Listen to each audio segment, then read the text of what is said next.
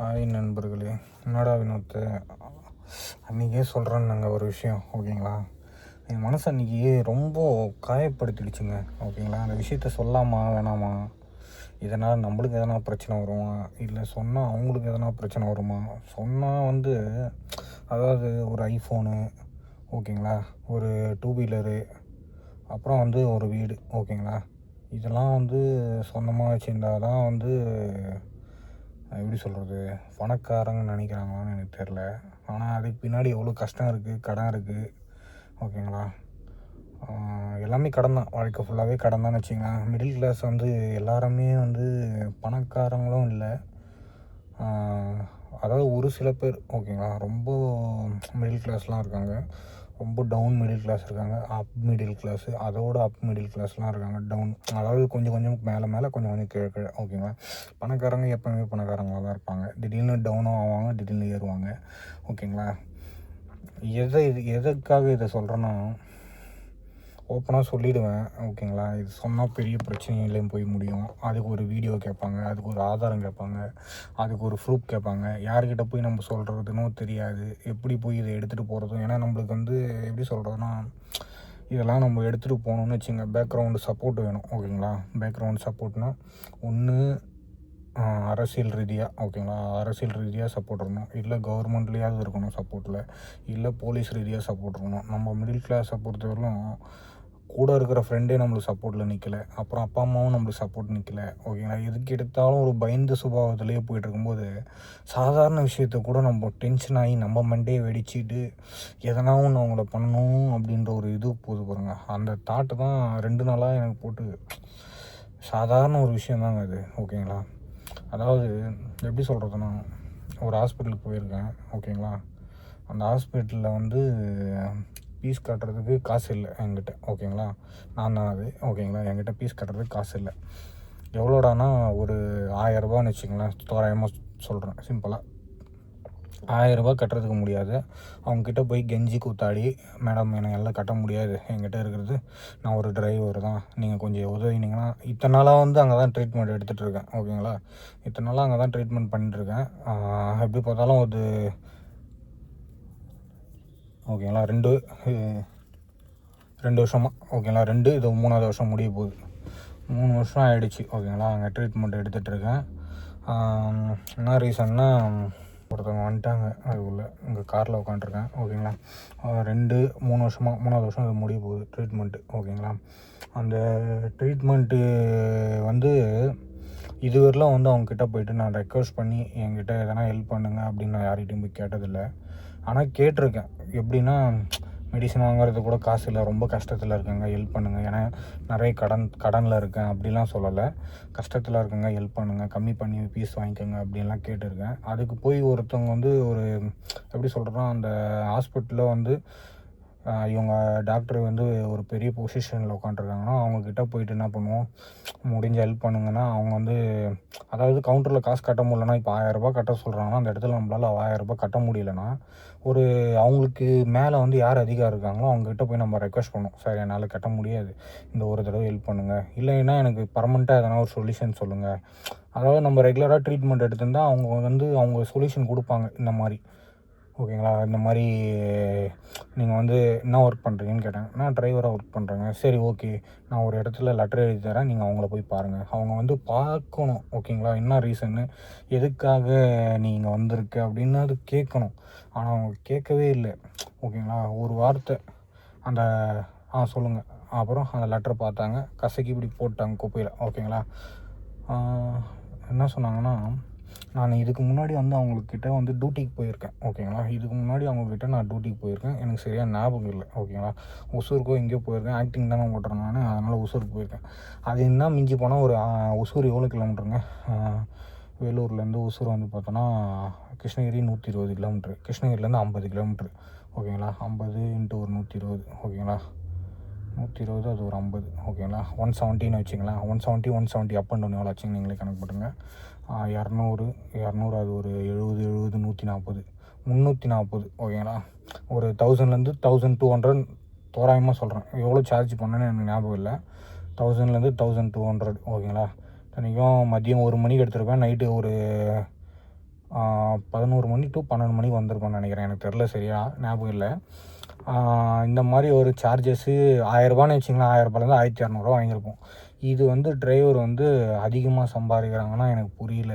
ஓகேங்களா, எப்படின்னு எனக்கு தெரில. ஏன்னா இங்கே வந்து மினிமம் சென்னையை விட்ருங்க, வேலூரை பொறுத்தவரையிலும் ஆக்டிங் டிரைவரு நான் வந்து ஆக்டிங் டிரைவருன்னு இப்போ தான் ரீசெண்டாக ஆக்டிங் இந்த ட்ராவல்ஸில் வந்து பார்த்தோன்னா 2016 வேலை செஞ்சிட்ருக்கேன். அப்போத்துலேருந்து 400ரூபாலேருந்து 500ரூபாக்குள்ளே தான் படி வாங்கிட்டு இருந்தேன்.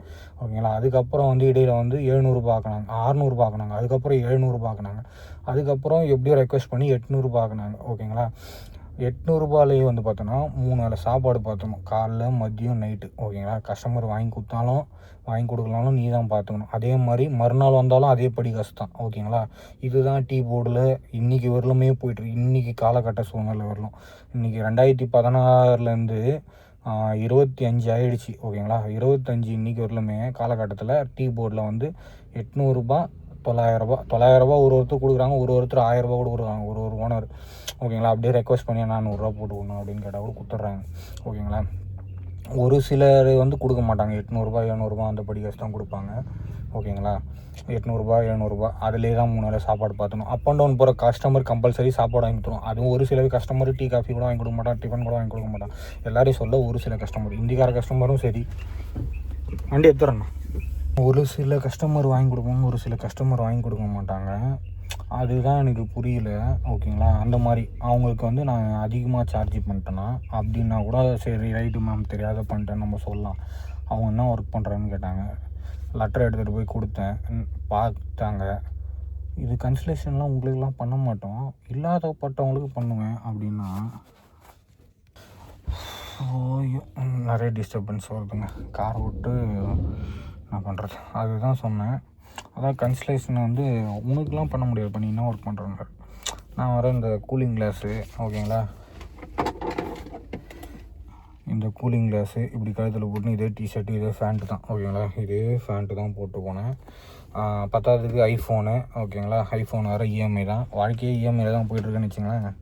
பைக் இஎம்ஐ, வாழ்க்கை இஎம்ஐ. ஓகேங்களா, வீடு கூட நம்ம கட்டல, அது அப்பா கட்டினது. ஓகேங்களா, அவருக்கு கஷ்டப்பட்டு அவர் கட்டினார், என்னை வீட்டை விட்டு வெளில போடான்ற ஒரே வார்த்தை முடிச்சுட்டு. ஓகேங்களா, வாழ்க்கையே இஎம்ஐயில் தான் போய்ட்டுருக்கு, கடனில் தான் போய்ட்டுருக்கு. என்னை சுற்றி என்கிட்ட பேங்க் அக்கௌண்ட்லன்னு பார்த்தோன்னா 0 பேலன்ஸில் இருக்குது. கடன் பார்த்தோன்னா ஒரு 10 லட்ச ரூபா 8 லட்ச ரூபா கடங்குது, 7 லட்ச ரூபா கிட்ட. ஓகேங்களா, எதுவும் கையில் காசு ₹1 கூட இல்லை, சேவிங்ஸும் ₹1 கிடையாது. ஓகேங்களா, போய் கேட்குறாங்க ரெக்வஸ்ட் பண்ணி, மேடம் எதனா பார்த்து பண்ணுங்க அப்படின்னா. இல்லைப்பா, நீங்கள் டிரைவர் தானே, நீங்கள் டிரைவர் எவ்வளோ சார்ஜ் பண்ணுறீங்கன்னு எங்களுக்கு தெரியும், ஆர்கியூமெண்ட்லாம் பண்ணாதீங்க. அதான் நம்ம பதில் சொல்லவே கூடாது அவங்கக்கிட்ட. ஓகேங்களா, நம்ம பதில் சொன்னோன்னா ஆர்கியூமெண்ட்டு. ஓகேங்களா, நம்ம வந்து பதில் சொல்லக்கூடாது, நம்ம பேச உரிமையே கிடையாது. ஓகேங்களா, அவங்க சொல்கிறதுக்கு தலையாட்டு போயிடணும். ஓகேங்களா, ஏன்னா அப்படி தான் இப்போ இருக்கிற காலகட்டம். அந்த டைமு என்னடா இவங்க இப்படி பேசிட்டாங்களே, நம்ம எதனா சார்ஜஸ் அதிகமாக வாங்கிட்டோமா இவங்களுக்கு டியூட்டிக்கு போய், இல்லையே அவர் சொன்னது தான் நம்ம வாங்கியிருக்கோம், நம்ம எதுவும் அதிகமாக வாங்கலையே. எனக்கு வந்து ட்ரிப்பு கொடுத்தவர் ஒரு அண்ணன். ஓகேங்களா, அவர் சொல்லி தான் நான் போனேன் ட்ரிப்புக்கு. அந்த ட்ரிப்பை கூட இவங்க காரணம் வச்சு பேசுகிறாங்களான்னு எனக்கு புரியல. நீங்கள் நான் டிரைவருன்னு ஒரே வார்த்தை தான் சொன்னேன். நீங்கள் டிரைவர் எவ்வளோ சார்ஜஸ் மேடம், நான் சொல்கிறேன் அப்போ கூட, மேடம் நான் டீ போர்டு தான் மேடம் ஓட்டுறேன், ஓன் போர்டு வந்து எப்போனா ஒரு டைம் தான் ஓட்டுறேன், அதுவும் ஆக்டிங் கூப்பிட்டா தான் ஓன் போர்டு போவேன், எனக்கு டீ போர்டு டைம் கரெக்டாக இருக்குது மேடம், அதனால தான் இடையில கூட டீ போர்டு வராத போது டியூட்டி வராத போது ரேபிட்டோ ஓட்டினேன். ஓகேங்களா, தெளிவாக சொல்கிறேன் மேடம், நான் டீ போர்டு தான் ஓட்டுறேன் மேடம், அது கூட 800 900 வருது, ஒருத்தர் கொடுக்குறத பொறுத்து நான் வாங்கிக்கிறேன் மேடம். இதோ இருக்கிற 130 கிலோமீட்டர் 130 கிலோமீட்டர் 260 கிலோமீட்டருக்கு, அதுவும் காலையில் போயிட்டு நைட்டு 12 மணிக்கு வரோம் மேடம். ஓகேங்களா, ட்ரிப்பு ஆனால் தான், அதுவும் ட்ரிப்பு ஆகலைன்னா மறுநாள் ஆகிடும் மேடம் அப்படின்னு சொல்கிறேன். நம்மளை பேசவே விடல, ஆர்குமெண்ட்லாம் பண்ணாதீங்க, பேசாதீங்க, கிளம்புங்க அப்படின்னு முடிச்சிட்டாங்க. ஓகேங்களா, ஒரே ஒரு 1000 ரூபா பீஸ் கட்ட முடியலனால, ஓகேங்களா, என் நிலமை அன்றைக்கி அப்படி இருந்துச்சு. அன்றைக்கின்னு இல்லை, இது முந்தா நேற்று நடந்த சம்பவம். கரெக்டாக அந்த கியா கார் டியூட்டியில் போய்ட்டு வந்தப்போ, அன்றைக்கி காலைல ஹாஸ்பிட்டல் போய்ட்டு ஈவினிங் தான் வந்து லோக்கல் ட்ரிப் போனேன். ஓகேங்களா, அன்றைக்கே சொல்லலான்னு, அன்றைக்கி 2 நாளாக எனக்கு தூக்கம் இல்லை. ஓகேங்களா, இதெல்லாம் மனசில் வச்சுக்கிட்டு என்ன இப்படி இருக்காங்களே அப்படின்னு ஒரு டாக்டர்கிட்ட போனோன்னே அவங்க ஒரு சைன் போட்டு கொடுத்துருந்தாங்களாம், வெறும் 180 ரூபா 200 முடிஞ்சிருக்கும். அன்றைக்கி மட்டும் எனக்கு 2000 நூறுரூபா 200 ஓகேங்களா. வீட்டுக்கு அந்த இதுவும் வாங்கினா அதை விட்ருங்க, வீட்டுக்கு வாங்கினது கூட 2100 கிட்ட சம்திங் செலவு ஓகேங்களா. மருந்து, அவங்களுக்கு ஹாஸ்பிட்டல் செலவு ஓகேங்களா. இப்படியெல்லாம் இருக்குதுங்க ஒரு சுச்சுவேஷன். இந்த இடத்துல நம்மளுக்கு பேக்ரவுண்ட் சப்போர்ட் இல்லைன்னா, பவர் இல்லை, பணம் இல்லை, நமக்கு அரசியல் இல்லை ஓகேங்களா. பின்னாடி சப்போர்ட் இருந்தால் இதெல்லாம் வந்து ஈஸியாக நம்மளுக்கு கிடைக்கும். ஆனால் நம்மளுக்கு சப்போர்ட் இல்லை. ஆனால் எனக்கு ஒரே ஒரு இந்த விஷயத்தில் ஒன்று புரியல. நான் இருக்கப்பட்டோன்னு அவங்க எதை வச்சு ஜட்ஜ் பண்ணாங்கன்னு எனக்கு தெரில. ஒன்று அந்த கூலிங் கிளாஸா, இல்லை ஐஃபோனா ஓகேங்களா. இன்னொன்று வந்து என் ஆடம்பரம் ட்ரெஸ்ஸா ஓகேங்களா. எங்கள் அம்மாவை பார்த்தாங்கன்னா அவங்க இந்த மாதிரி பேசியிருப்பாங்களான்னு எனக்கு தெரியல. எதனால் எப்படி ஜட்ஜ் பண்ணாங்கன்னு தெரில. இத்தனைக்கும் எங்கள் அப்பா வந்து கார்பெண்டரு ஓகேங்களா. எங்கள் அப்பா கார்பெண்டராக இருந்தே நான் இந்த நிலமையில இருக்கேன் ஓகேங்களா.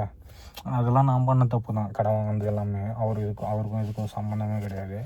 ஆனால் இவங்க எதை வச்சு, அதாவது இருக்கப்பட்டவங்க யார், இல்லாதப்பட்டவங்க யாருன்னு கூட ஒரு டாக்டருக்கு தெரியுதுன்னா ஈஸியாக இருக்குல்ல. நான் வந்து டிரைவருன்னு சொல்லி, அப்போ டிரைவர்லாம் வந்து கோடி கோடியாக சொத்து, கோடி கோடியாக காரு, பங்களாலாம் வச்சுன்னு சுற்றுறாங்களான்னு எனக்கு தெரில ஓகேங்களா. இது அன்றைக்கே வந்து என் ஃப்ரெண்டு வா போய் கேட்கலாம் அப்படின்னாரு. வேணாஞ்சி, நம்மக்கிட்ட எந்த பவரும் இல்லை, எந்த அதிகாரமும் இல்லை. இது எங்கே எடுத்துன்னு போய் நம்ம ப்ரூஃப் கேட்பீங்க, யார்கிட்ட போய் சண்டை போடுவீங்க. அது வந்து இப்போ பார்த்தோன்னா நம்ம ஹாஸ்பிட்டல்னு போகும்போது அது சுற்றி இருக்கிறவங்களும் எல்லாருமே கஷ்டப்படுத்துகிற மாதிரி ஆகிடும் ஓகேங்களா. ஹாஸ்பிட்டலில் வந்து அவங்கள நம்பி தான் ட்ரீட்மெண்ட் எடுக்கிறாங்க. அவங்க வேலையே போக வாய்ப்பு இருக்குது ஓகேங்களா. நம்ம எதனா ரியாக்ஷன் பண்ணால். ஆனால் நம்மளுக்கு யாருமே பேக்ரவுண்ட் சப்போர்ட் இல்லாதபோது நம்ம போய் ஒரு ரியாக்ஷன் பண்ணாலும் அவங்க வேலை போக போகிறதில்ல ஓகேங்களா. அவங்க ஒரே ஒரு வார்த்தை, ஹெல்ப் பண்ணுறோம்ப்பா, முடிஞ்சிச்சு, ஈஸியாக முடிக்க வேண்டிய வேலை ஓகேங்களா. என்னன்னா ஒரு இல்லாதவங்க வராங்கன்னா அப்போ இருக்கிறவங்க யாருன்னு எனக்கு தெரில ஓகேங்களா. அவங்களுக்கு நான் என்னை பார்த்தா இருக்கிறவங்க மாதிரி தெரியுது, மற்றவங்கள பார்த்தா இல்லாத மாதிரி தெரியுதான்னு எனக்கு தெரில. இல்லாதவங்க ஏகப்பட்ட பேர் இருக்காங்க. எல்லாருக்குமே நம்ம உதவுறதுக்கு தான் நம்ம இருக்கோம் ஓகேங்களா. அந்த பவரில் ஓகேங்களா. இருக்கிறவங்ககிட்ட வாங்கிக்கோங்க, இல்லாதவங்ககிட்ட இல்லைன்னு வந்து கேட்கும்போது கொடுத்து தானே ஆகணும். இப்போ நம்மளால் முடிஞ்ச அளவுக்கு தர்மம் பண்ணுறேங்க. நம்மக்கிட்ட ஒரு 100 இருக்க, ஒரு 10 ரூபா கொடுக்குறது தப்பு இல்லை. ஒரு வேளை டிஃபன் வாங்கி கொடுக்குறது தப்பு இல்லை ஓகேங்களா. இல்லாதவங்களுக்கு ஹெல்ப் பண்ணுங்க. கொடியோடைய சொத்து வச்சு நம்ம பண்ணால் இல்லாதவங்களுக்கு ஹெல்ப் பண்ணாமலே போயிடப்போம். வச்சுன்னு இருந்தால் கண்டிப்பாக கொடுக்க போகிறோம் ஓகேங்களா. அந்த மாதிரி கேட்டால் என்ன சொல்லுவாங்க, நான் கஷ்டப்பட்ட காசு, நான் சம்பாரித்த காசை நான் அவனுக்கு தரணும், நீ கஷ்டப்பட்டு சம்பாரி அப்படின்ற மாதிரி ஆகிடுது ஓகேங்களா. எனக்கு ரொம்ப அன்னிலேருந்து மனசு வேதனை ஆயிடுச்சுங்க. நாங்கள் இப்படி ஆயிடுச்சு நம்ம நிலமை அப்படின்னு. அதுதான் யார்கிட்ட சொல்லி புலம்புறதுன்னு தெரில. அதனால தான் உங்கள்கிட்ட புலம்புறேன். வாழ்க்கை இருக்குங்க, ரொம்ப கஷ்டமாக இருக்குது. எனக்கு மனசே சரியில்லை அன்றைக்கிலேருந்து. அதாவது நல்லா சம்பாரிச்சேன்னு வச்சுங்க, இந்த மாதிரிலாம் இருக்க மாட்டேங்க. 4 பேருக்கு உதவணுங்க. நம்மளுக்கு வந்து இருக்குதா சேர்த்து வை ஓகேங்களா. நம்மளுக்கு ஒரு 100 இருந்தால் போதும் ஓகேங்களா. நம்ம அப்பா அம்மா பார்த்துக்கணும், நம்மளுக்கு ஒரு 100 இருந்தால் போதும். இல்லாதவங்களுக்கு 4 பேருக்கு உதவுறது தான் நம்ம பார்க்கணுமே தவிர என்னதான் கொண்டு போக போகிறோன்னு தெரில ஓகேங்களா. அடுத்த நிமிஷம் நிச்சயம் இல்லாத வாழ்க்கைன்ற மாதிரி என்னத்தை கொண்டு போக போகிறேன்னு எனக்கு தெரில. எனக்கு அதுலேருந்து இப்படி இருக்குது. ஒரு டைமும் எங்கள் அம்மாவுக்கு போகும்போது ஒரு 2000 3000 அதிகபட்சம் 500 அதிகமாக போயிடுது ஓகேங்களா.